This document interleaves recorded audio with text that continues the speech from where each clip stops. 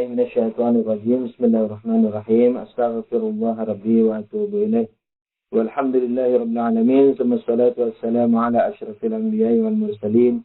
Habibina wa habibi rabbil alamin bil qasim Muhammad. Allahumma shalli ala Muhammad wa ala alihi ya tayyibin at-tahirin al-ma'sumin al-muntajabin. Amma ba'du. Assalamualaikum warahmatullahi wabarakatuh. الأول أن المختار يمكنه الفعل والترك معا بالنسبة إلى شيء واحد untuk satu hal pelaku bisa ada balance di tengah antara melakukan atau tidak melakukan. Wal mujab sementara yang terpaksa merupakan kontradiksinya. Yakni apa? Yakni yo melakukan, yo tidak melakukan. Jadi cenderung harus melakukan atau harus tidak melakukan. Itu kalau menurut beliau itu arti dari yang terpaksa. Sementara filsafat harus melakukan dan tidak terpaksa. Itu nanti ada dari sini. Asani, perbedaan kedua. Anna fi'l al-mukhtar masbuqun bil ilmi wal qasdi wal iradati bi khilafil mujab. Yang kedua, bahwa perbuatan yang disertai dengan kehendak adalah didahului dengan ilmu dan kehendak dan keinginan dan kehendak. Bikhilafil mujaz, berbeda kalau terpaksa. Jadi perbuatan mukhtar itu apa? Didahului dengan ilmu, keinginan dan kehendak. Jadi ada ilmu, ada keinginan, ada kehendak. Kalau mujaz yang terpaksa, kontradiksinya dari itu. Asalis yang ketiga, anna fi'l al-mukhtari yajuzu ta'akhuruhu anhu wa fi'l al-mujabi la yanzaku anhu kasyamsi fi isyraqiha wan nari fi ihraqiha. Yang ketiga, fi'lul mukhtar, perbuatan yang ikhtiar, perbuatan iradah. So, yajuzu ta'akhuruhu anhu, boleh tidak berbarengan dengan dirinya. Boleh artinya boleh adanya jedah waktu. Jedah lah, terlepas waktu atau martabat. Yajuzu, jedahnya dari dirinya. Wal mujab, jadi kalau tidak berjedah, la yanfaku anhu. Berarti kalau terpaksa berarti tidak berjedah. Seperti apa? Kasyamsi fi isyraqiha. Seperti matahari ketika menyinari. Matahari ada, sinarnya ada. Wan nari fi ihraqiha, begitu juga api dengan membakarnya itu. Oke, sekarang itu penjelasan dari al-qadirun mukhtar dan perbedaannya antara mukhtar dan yang tidak mukhtar.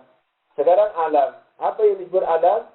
Kullu mawjudin siwa Allah. Semua yang selain Allah itu disebut alam. Wal muhdath, yang baru apa? Huwa alladhi wujudu masbukun bil ghair atau bil adam. Yang disebut muhdath atau baru adalah sesuatu yang keberadaannya itu didahului dengan yang lain atau didahului dengan waktu. Tiada. Didahului dengan tiada. Wal qadim bi khilafi. Sementara lama, qadim itu kontradiksinya. Yakni apa? Tidak didahului oleh yang lain atau tidak didahului oleh tiada. Wal jismu huwa al-mutahayyiz alladhi yaqbalu al-qismah fil jihad tsalasa. Apa yang disebut benda? Yaitu adalah sesuatu yang memiliki 3 dimensi, panjang, lebar dan tebal. Fil jihad tsalasa, dari 3 sisi itu maksudnya panjang, lebar dan tebal. Alladhi yaqbalu al-qismah, jadi yang bisa dibagi, itu maksudnya yang bisa dibagi kepada 3 bagian, panjang, lebar dan tebal. Iya. Terus wal hayyiz wal makan syai' wahid. Sementara hayyiz katakanlah volume atau bentuk, hayyiz bentuk, wal hayyiz bentuk dan makan. Makan apa? Tempat. Sementara bentuk dan tempat itu sebenarnya memiliki satu makna. Wa huwa al-faraghul mutawahhim alladhi yushghiluhu al-ajsad, yaitu suatu volume yang dijajah oleh benda, yang diduduki oleh benda. Maka itu tempat antum bukan yang antum duduki itu, bukan lantai yang antum duduki, bukan karpet yang antum duduki. Tempat antum ada apa? Fauda, hak udara, al-farad, al-mutawahhid, yakni al-farad udara ini yang antum duduki, di mana antum di dalamnya itu. Wal harakah hiya usulul jism fi makanin ba'da makanin akhar. Yang disebut gerak adalah sampainya suatu benda di suatu tempat setelah tempat lain. Wa sukun huwa tetap husulus sanin.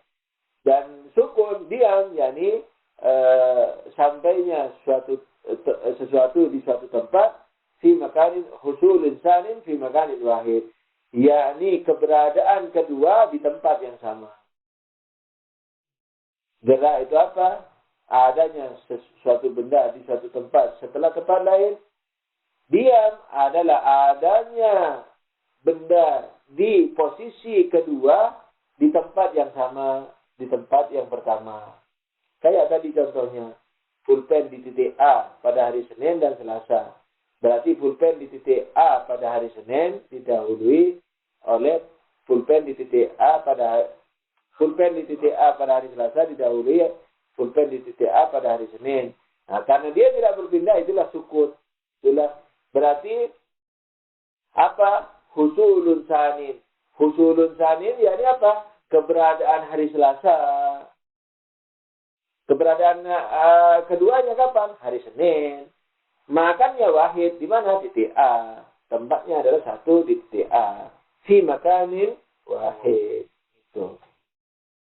إذا تكرر هذا فنقول كلما كان العلم محدثا كان المؤثر فيه وهو الله تعالى قادرا مختارا. Antum sekolah terus ini ya. Anak coba anak kebut ini. Kalau tidak ada yang nyanduk. Idza takarrara hadza fanaqul. Kalau semua ini sudah jelas maka kami berkata kullama kana al-'alamu muhdatsan. Setiap saat alam itu muhdas, yakni baru, kanal mu'assiru fihi wa Allah Ta'ala, maka yang mengefeki dia, yakni alam semesta ini, yakni Allah Subhanahu Wa Ta'ala, pastilah dia apa? Kuasa dan berkehendak. Fahuna dakwayan. Di sini ada dua dakwaan, ada dua pernyataan. Al-ula anal alam muhdas. Yang pertama, yakni alam itu muhdas, yakni baru. Wasani annahu yalzamu intiharus sani. Ya, dengan yang kedua adalah karena muhdas berarti melazimi, mewajibkan adanya kehendak kepada Allah penciptanya. Amal bayan dakwah al-ula. Sedangkan penjelasan dakwaan pertama adalah fali'annal murad bil alam. Apa dakwaan pertama? Innal alamu adduh. Innal alama Innal alama muhdatsun. Ini pernyataan pertama. Kenapa innal alama muhdatsun? Fali'annal murad bil alam. Karena yang dimaksudkan alam innal mutakallimin di kalangan para teolog adalah apa? Huwa samawati wal ardh, yaitu langit dan bumi. Wa ma fihima wa ma bainahuma. Dan apa-apa yang ada di dalam keduanya dan di antara keduanya. Wadzalika imma asamun aw a'radun. Dan semuanya itu kalau bukan benda berarti a'rad, sifat. Sebenarnya ya deh, enggak apa-apa deh. Asam itu mestinya asamun aw awsafun. A'radun juga enggak apa deh. Imma asamun, kalau bukan benda berarti aksiden. Yani a'rad, yani sifat. Wakilahuma hadisan. Dan semuanya itu adalah kejadian atau baru. Amal ajsam, kenapa ajsam itu baru? Fali'annaha la yahlu minal harakat was sukun al-hadisain. Karena dia tidak lepas dari gerak dan diam. Di mana gerak dan diam? Apa tadi dibuktikan? Satu hal yang hadis yang baru. Wa kullu ma la yahlu minal hawadits fa huwa hadis. Yang tidak sepi dari kejadian maka dia baru pasti. Yang tidak sepi dari hal yang baru pasti dia baru. Amma annaha la yahdu min al-harakat was sukun. Kenapa? Sedangkan tidak sepi dari adanya gerak dan diam, Fali'anna kulla jismin lahu min makanin darurah. Karena setiap benda pasti memiliki tempat, memiliki volume itu. Wahina idin, kalau demikian imma an yakuna labisan bihi bahwa sakit. Kalau dia kan setiap benda pasti punya makan, tempat. Kalau dia diam di situ, berarti sukun. Kalau dia bergerak di situ, berarti gerak. Imma an yakuna labisan bihi, kalau dia diam di situ, bahwa sakit, maka dia diam. Au muntaqilan anhu, kalau berpindah dari tempat itu, bahwa mutaharik, maka dia bergerak. Itulah wasit bainahuma bidzul, karena tidak ada pemisah, tidak ada hal lain antara gerak dan diam. Wa amma annahuma hadisan, kan bahwa gerak dan diam itu hadis. Sekarang kenapa hadis? Wa amma annahuma, yani gerak dan diam itu hadis, pada annahuma masbuqan bil ghair, karena keduanya didahului oleh yang lain. Wala syai' minal qadim masbuqun bil ghair, sementara yang qadim tidak didahului oleh yang lain. Wala syai' minal hatta wa sukun bil qadim, oleh karena itu tak satu pun dari gerak atau diam itu adalah qadim. Saya kunani hadisan, kalau begitu dia hadis. Itulah wasit bainal qadim wal hadis, karena tidak ada suatu hal lain yang ketiga antara qadim dan hadis. Amma anahuma masbuqan bil ghair. Nah, sekarang kenapa masbuqan bil ghair? Kalau masbuqan bil ghair kan berarti bukan qadim, berarti hadis. Kenapa masbuqan bil ghair? Fali anna al haraka ibaratul al nusul al awwal fil makan tsani. Karena gerak adalah sampainya benda itu di tempat yang kedua setelah tempat pertama. Fayakuna masbuqan bil makan al awwal darurat. Oleh karena itu dia didahului oleh tempat yang pertama. Sukun bagaimana? Yang diam. Wasukun ibarat an-nuzul tsani fil makan awal, yaitu diam adalah tetapnya sesuatu di posisi kedua pada tempat pertama, pada tempat yang sama.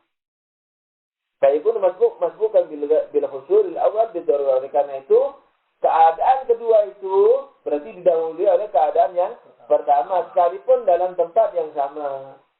Pulpen di titik A pada hari Selasa didahului oleh pulpen di titik A pada hari ini. Wa amma anna kullama lahu min al-hawadith wa hadith, sedangkan yang tidak sepi dari kejadian atau baru itu adalah baru, fali annahu law lam yakun hadisan lakan qadiman. Karena kalau tidak hadis berarti qadim. Jadi kalau sesuatu yang tidak sepi dari yang baru itu tidak bisa dikatakan baru, berarti dia qadim. Nah, itu. Wa inaidin, kalau dia qadim, imma yakun ma'ahu fil qidam syai'un min tilkal hawadith al-lazimah. Kalau begitu, wa inaidin imma yakun ma'ahu fil qidam syai'un min tilkal hawadith al-lazimah. Kan tadi dibilang yang tidak sepi dari yang baru adalah baru. Tapi kalau yang tidak sepi dari yang baru ini dibilang qadim. Nah, sekarang ada beberapa kemungkinan. Sekarang yang qadim ini disertai enggak dengan sesuatu yang baru? Kan begini, sesuatu yang tidak sepi dari yang baru berarti baru. Sekarang mau dirubah proposisinya. Sesuatu yang tidak sepi dari yang baru berarti qadim. Nah, sekarang qadim ini disertai enggak dengan sesuatu yang baru?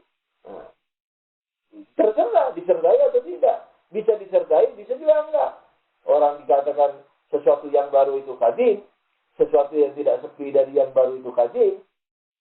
Nah, kalau sesuatu yang tidak sepi dari yang baru itu dikatakan qadim, ada dua kemungkinan. Apakah yang qadim ini membawa yang baru, ataukah yang baru membawa yang qadim? Itu.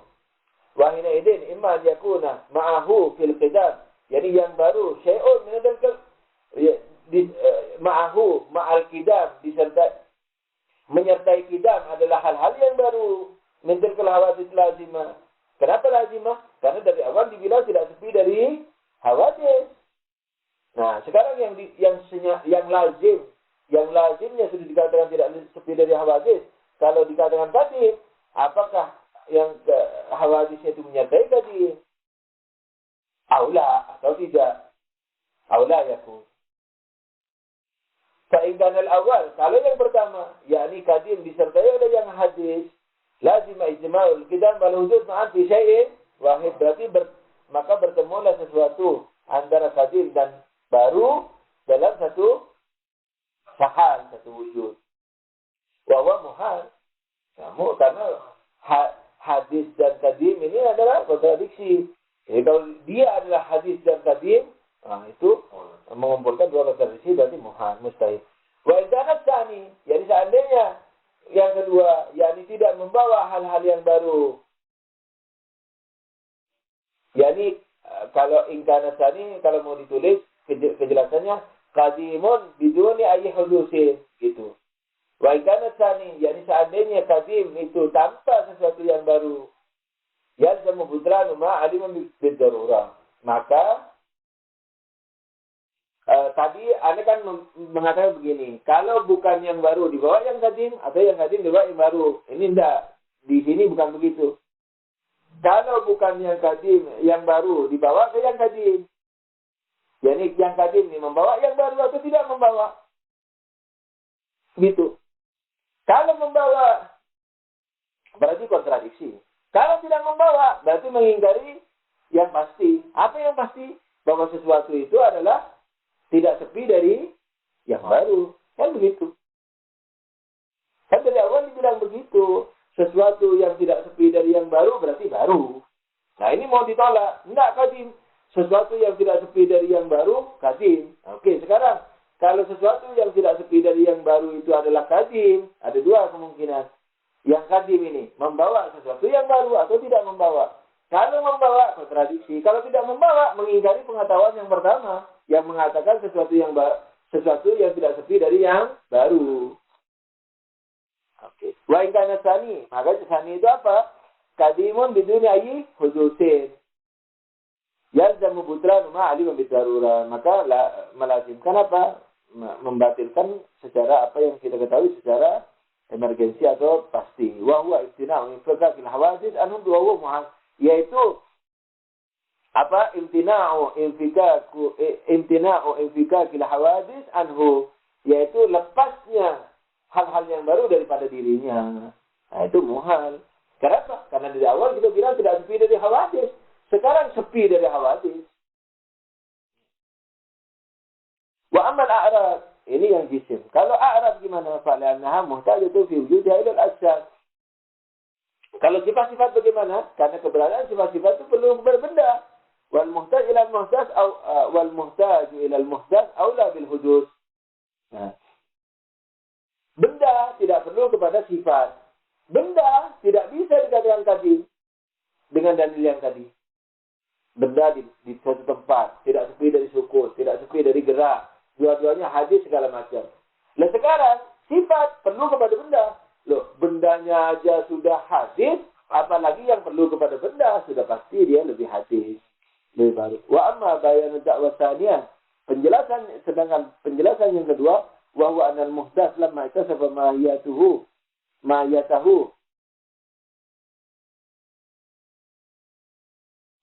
Wa huwa anal muhdas lamma itasafa mahiyatahu bil adam. Taratan wa bil wujud ukhra kana mumkinan fayaftatu ila al-masir fa in kana mukhtaran fa huwa al-matlub. Nah, wa amma bayan dakwah tsaniyah. Apa dakwah tsaniyah? Apa dakwah tsaniyah? Yalzamu ihtiyaru as-tsani. Kan gitu. Karena alam itu muhdas, hadis. Nah, karena hadis berarti penciptanya berkehendak, gitu. Mengenai hadis sudah dibuktikan nih sampai sekarang. Sekarang muhtarnya di mana? Wa mabayanu dakwah tsaniyah, yani apa? Muhtar. Karena alam hadis berarti penciptanya muhtar. Itu apa? Bahwa anal muhdas selama itu sama itu bil adab. Karena muhdas yang hadis ketika esensinya itu disifati dengan adam taratan wabil wujud ukhra, seperti Anda sebelum lahir ada, sekarang wujud. Karena mungkinan, kalau begitu berarti dia wujud mungkin. Saya takut ilal masir, karena dia wujud mungkin, maka pasti perlu kepada pengefek, pencipta. Kaitan muhtaran, kalau makhluk, kalau penciptanya itu berganda, ya sudah, itu yang kita maukan. Waikana mujaban, kalau dia terpaksa itu bukan kayak akhlak loh. Antum ditembak misalnya, ditodong. Harta apa nyawa? Lalu antum serahkan harta Anda. Itu terpaksa atau ikhtiar? Terpaksa. Itu antum masih tradisional, itu tradisi. Antum ikhtiar, kan antum memilih. Saya mau milih nyawa atau milih hartaku ini? Saya aku belain harta, nyawaku. Kasih hartaku. Itu secara filosofisnya antum mukhtar. Tapi secara sosialnya, secara fikih, antum apa? Terpaksa. Nah, definisi terpaksa itu artinya di bawah tekanan. Tidak bebas. Itu definisi fikih atau sosial. Kalau definisi apa namanya? Kalau filsafat itu tangan Anda yang namanya terpaksa, tangan Anda diambil terus dipegangkan ke pisau terus ditusukkan ke orang. Itu terpaksa filsafat. Bukan begini, ayo bunuh orang itu. Kalau tidak dibunuh, kau yang kubunuh. Itu dia tidak terpaksa. Dia ikhtiar dalam kenyataannya, dalam filsafatnya. Itu. Tapi kalau tangan Anda saya ambil, lalu saya tusukkan ke orang lain, di kala tidur misalnya, atau dibius dulu, atau dalam keadaan terjaga, tapi kekuatan tangan saya lebih kuat dari Anda, itu Anda baru dikatakan terpaksa filosofi. Oke. Wa in kana mujatan, kalau terpaksa, lam yatakhallaf atharuhu anhu. Kalau terpaksa, terpaksa apa ini? Filosofi. Fayaftakiru lam yatakhallaf atharuhu, maka tidak akan berjeda, tidak akan berjeda efeknya daripada dirinya. Fayalzamu kidamu atharuhu. Maka itu berarti alam ini asarnya, efeknya, atharuhu, efeknya alam ini apa? Kadim. Lakin sampai hudusu, tapi tadi sudah kita buktikan bahwa alam ini hadis. Fayalzamu hudu masirihi lil-talazum. Kalau begitu, kan ada dua kemungkinan. Kalau alam ini dicipta oleh Tuhan secara terpaksa, ada dua kemungkinan. Tuhan yang baru, kalau Tuhan ini terpaksa mencipta alam ini, berarti alam ini yang kadim atau Tuhan yang baru. Begitu. Alam yang kadim atau Tuhan yang baru. Dua-duanya mustahil. La yatakhallaf atharuhu fayalzamu kidamu. Kalau tidak berbeda berarti alam berarti fayalzamu kidamu atharuhu, berarti alam asarnya, efeknya kadim. Lakin sama tahu, tapi dari sisi ini batil karena sudah dibuktikan hudusul alam. Fayalzamu hudusul ma'asirihi litalazum. Karena alam ini sudah dibuktikan bahwa dia hadis, berarti Tuhan hadis. Kalau tidak berjeda, kalau terpaksa. Bahkan al-amrain muhal. Dan dua-duanya mustahil. Alam jadi kadim, mustahil karena sudah dibuktikan. Tuhan menjadi hudus juga mustahil karena Tuhan kadim, bukan hadis. Faqad bana annahu, dengan demikian terbuktilah annahu law kana Allah Ta'ala mujaban, kalau Allah itu terpaksa, lazim imma kitabul alam, maka melazimkan kadimnya alam, au hudusullah, atau hadisnya Allah. Wahuma batilan, yang keduanya itu batil. Fadzabata annahu Ta'ala qadir muhtar wa muhtar. Kalau begitu berarti sudah terbukti bahwa Allah itu maha kuasa dan maha berkehendak. Wa huwa matlub. Inilah yang kita ingin buktikan. Walhamdulillahirabbil alamin. Enggak ada pertanyaan dulu. Wasallallahu ala Muhammadin wa alihi tahirin. Sallu ala nabi. Allahumma shalli ala Muhammad wa ali Muhammad. Sambil makan-makan kamu tanya. Aduh, buru-buru nih soalnya. Tanya. Ayo.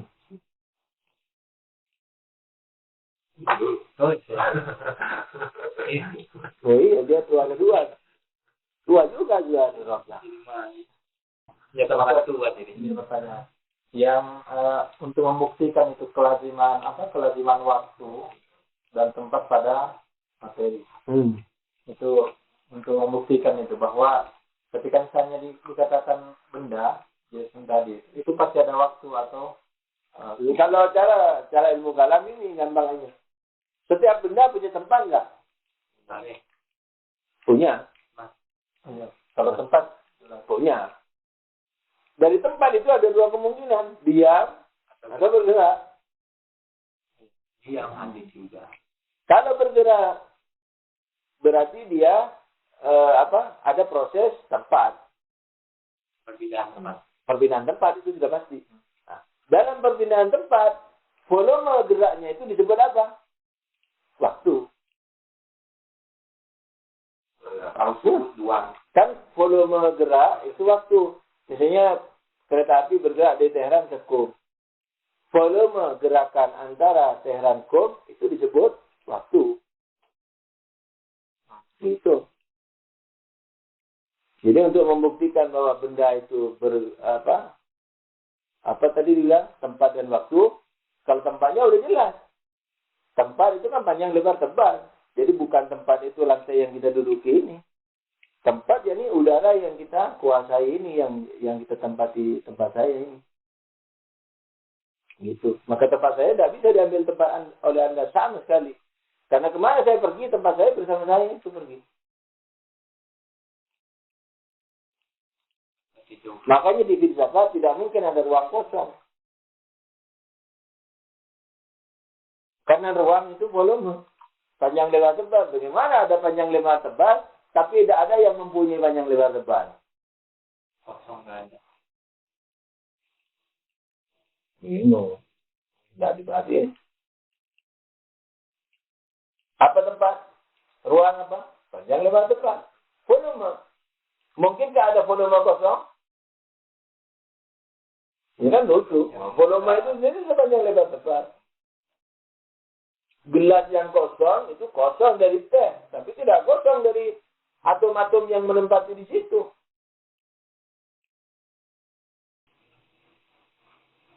Walaupun ilmu pengetahuan belum sampai di sini, karena ilmu pengetahuan masih melihat ruang kosong antara proton dan neutron dan elektron dan neutron. Antara proton dan neutron masih ada ruang kosong. Dan karena daerah elektron, yakni jarak antara proton dan neutron itu lebih besar dari proton itu sendiri, dan lebih besar dari gabungan proton dan neutron, maka pada atom itu ruang kosongnya 2/3, yang berisi hanya 1/3. Kan kayak gini nih, gelas ini apa? Proton. Terus jam saya ini yang mengitari ini apa? Neutron. Enggak, neutron. Energi yang timbul antara proton dan neutron ini disebut elektron. Terus, tapi Anda sering disalahin juga, katanya ini elektron. Tapi Anda inti atom di tengah, kemudian kemudian dikelilingi oleh elektron. Inti atom terbagi lagi, yaitu proton dengan neutron. Iya, dia bilang begitu. Tapi dulu Anda ingat waktu masih Anda belajar kimia. Jadi ada proton di tengah, ada neutron yang mengitari, kayak matahari, kayak bulan mengitari, kayak bumi mengitari matahari itu. Dan gelombang yang timbul di antara pengitaran itu yang disebut elektron. Dan ini kayaknya lebih benar daripada di tengah itu proton dan neutron. Tapi mungkin juga. Inti atom kemudian dikelilingi oleh elektron. Lah, elektron itu apa? Elektron itu yang negatif. Negatif elektron. Nah, Proton positif. Inti atom positif. Neutron. Nah, bentuknya apa elektron itu? Bulat. Bulat-bulat. Kalau di dasar nomor ini bulat-bulat. Ini rumus. Nah, kemudian di inti atom terbagi lagi di situ. Makanya di antara inti atom dengan elektron itu ruang kosong. Ada ruang kosong. Bentar di mana? Inti atom dan? Inti atom dengan ini inti atom, kemudian elektron di sini mengelilingi. Nah, antara inti atom dengan elektron itu ada ruang kosong. Tidak ada ruang kosong. Kalau atom terjemahkan elektron itu bulat-bulat. Tidak ada ruang kosong mana? Enggak bulat-bulat mas ini aja. Iya. Dan akhir daripada elektron itu apa bentuknya? Yang paling enak yang punya ini nih, walaupun tidak bisa diukur dengan enak-enakan. Maksudnya untuk membuktikan ruang kosong itu, awam-awaman lah. Jadi proton di tengah, neutron di pinggir. Proton itu mataharinya, neutron itu buminya. Mengitari proton. Nah, gelombang yang muncul karena putaran ini, itu yang disebut elektron. Anyway, jadi elektron tidak ada bentuknya. Nah, anggap ini yang benar. Karena ini yang enak. Kalau itu Anda belum tahu masih yang Ismail. Nah, karena proton itu di tengah, neutron mengitari, berarti antara proton dan neutron itu banyak ruang kosong. Berarti setiap atom itu yang terisi hanya sepertiga. Maka habis. Dua-dua lah mungkin itu. Anda enggak. Iya, makan. Ali, kamu jangan makan. Berarti yang terisi sepertiga aja, 2/3-nya kosong. Makanya manusia ini, benda apa saja, itu walaupun nampak lebih, nampak kita lihat, tapi dia ruang kosongnya lebih banyak. Ruang kosongnya lebih banyak. Ini 2/3. Jadi lebih banyak udaranya kita ini daripada isinya. Itu. Apa ini? Dalam pembuktian ada. Pembuktian apa gitu nanti. Macam-macam. Itu gampangannya tadi itu ya. Membuktikan waktu itu ya. Jadi gerak kereta atau gerak pulpen dari A ke B. Itu perpindahan tempat ke tempat. Volumenya itu dari A ke B itu disebut waktu. Tapi kalau mulasadra itu kan gerak tempat. Dan mulasadra dalam diri benda itu sendiri terdapat gerak. Benda yang diam bukan hanya di tempat, diam dalam esensinya seperti batu. Itu memiliki gerak. Kalau gampangannya dikimiakan, ya berarti atomnya yang bergerak-gerak itu gampang sudah. Kalau sekarang. Tapi mulasadra bukan itu maunya. Gerak substansi. Bukan gerak bendawiah daripada batu itu. Di mana itu sudah cukup untuk membuktikan waktu. Karena waktu adalah volume gerak, atom-atom yang bergerak pada batu, ketika dia bergerak berarti memerlukan volume, memiliki volume gerak. Berarti ada waktunya. Apalagi yang mulasadra, jadi dia nanti bergerak menuju manusia batu. Bayangkan. Jadi sekarang ini batu masih punya potensi untuk jadi manusia. Misalnya ditumbuk di mana? Ditumbuk di pabrik semen. Akhirnya jadi semen. Satu saat dibuat rumah. Satu saat dibom. Terus dibom sampai hancur jadi debu lagi. Menyebar kemana-mana. Akhirnya di situ ada pertanian. Akhirnya bertani padi. Akhirnya pohon padinya memakan batu yang sudah jadi tepung, tidak karu-karuan itu, jadi padi dimakan kita jadi mani jadi anak. Batu punya potensi untuk jadi manusia. Banyak. Ya, tergantung. Makanya setiap esensi itu punya keegoan tersendiri, tapi bukan ego ikhtiari. Jadi batu punya. Makanya kalau kepala ada encer-encer dibilang kepala batu. Di Islam juga begitu, hati yang nggak mencer dibilang hati batu. Bahkan lebih keras bal asyaddu qaswa kalau nggak salah, lebih keras dari batu. Dan mau berproses.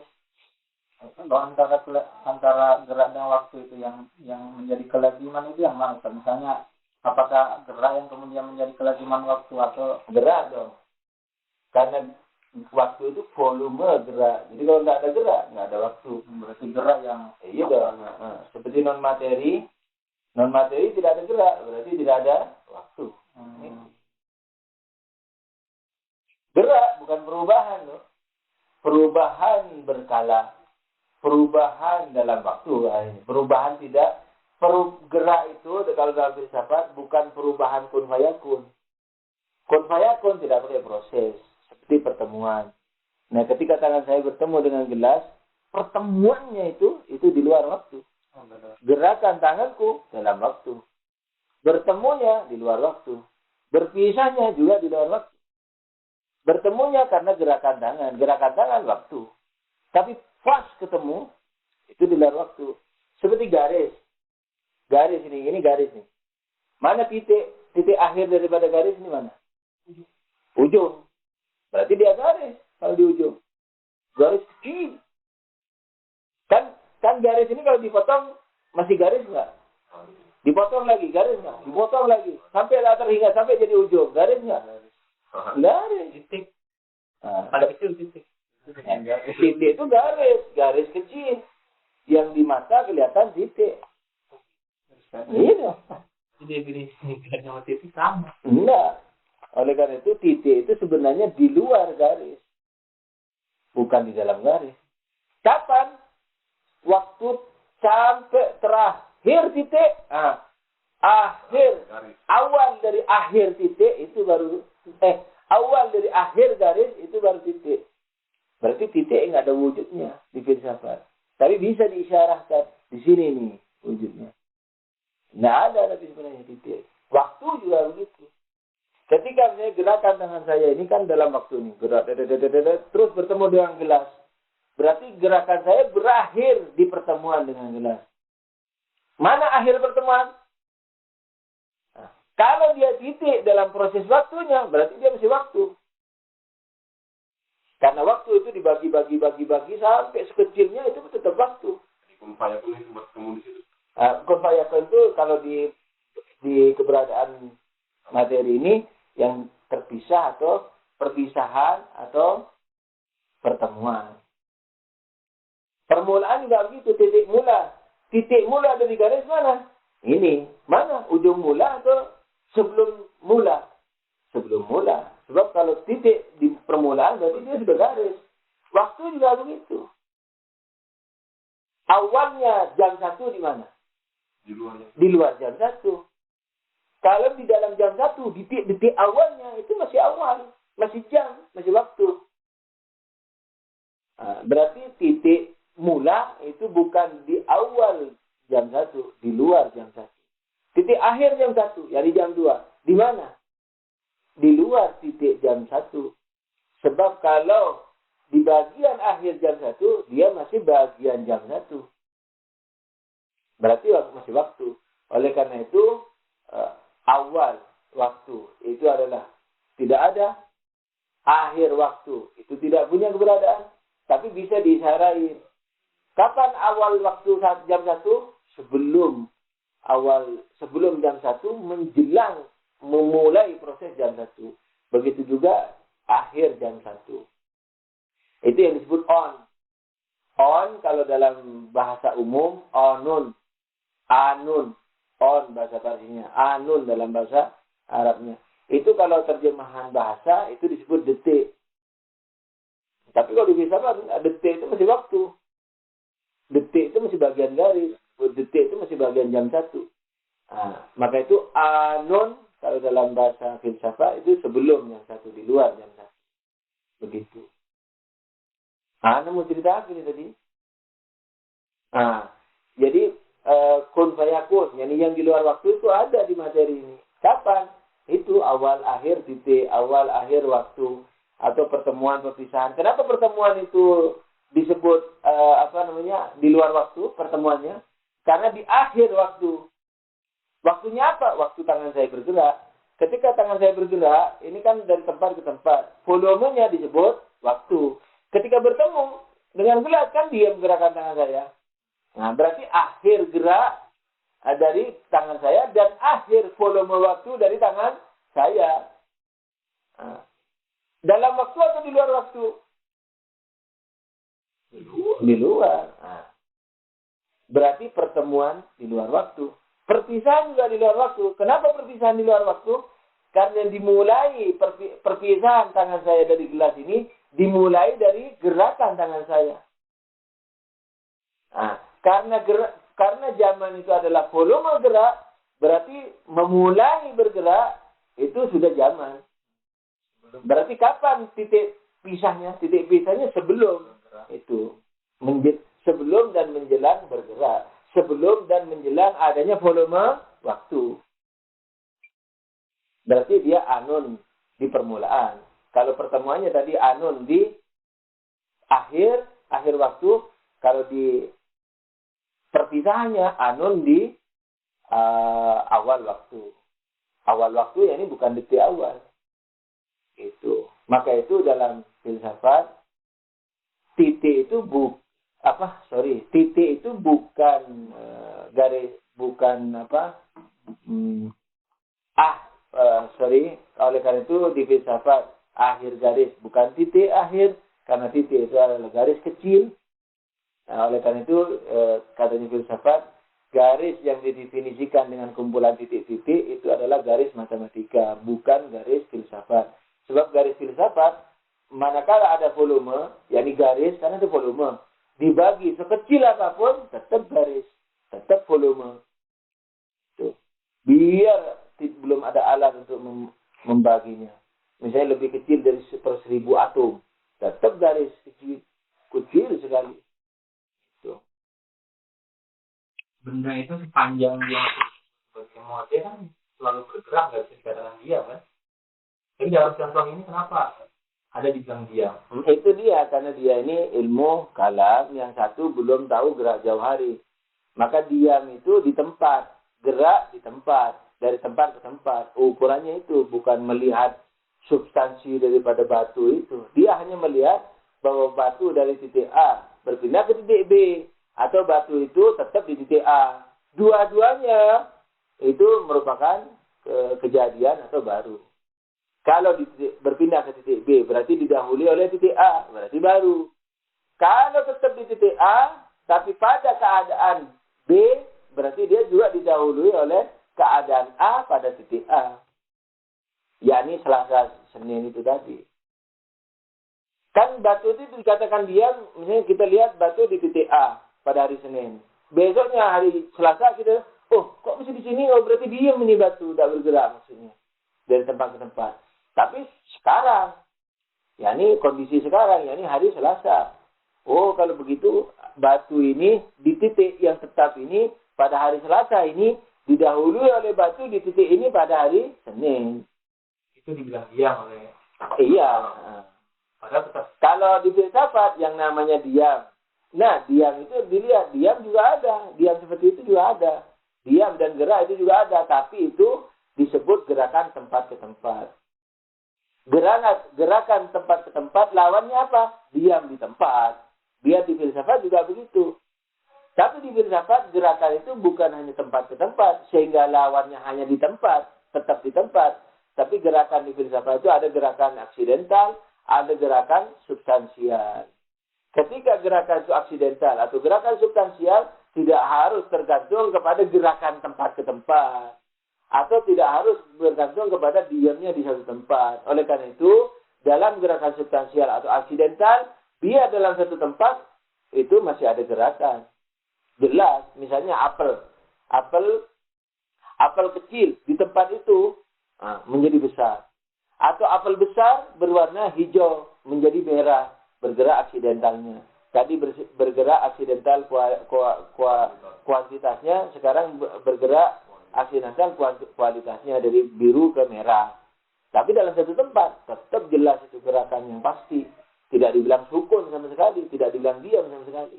Itu. Nah, lawannya gerakan substansial dan aksidental ini diam. Tapi diamnya diam substansial atau diam aksidental. Kalau diam substansial, lawannya kalau diam aksidental belum menunjukkan non materi.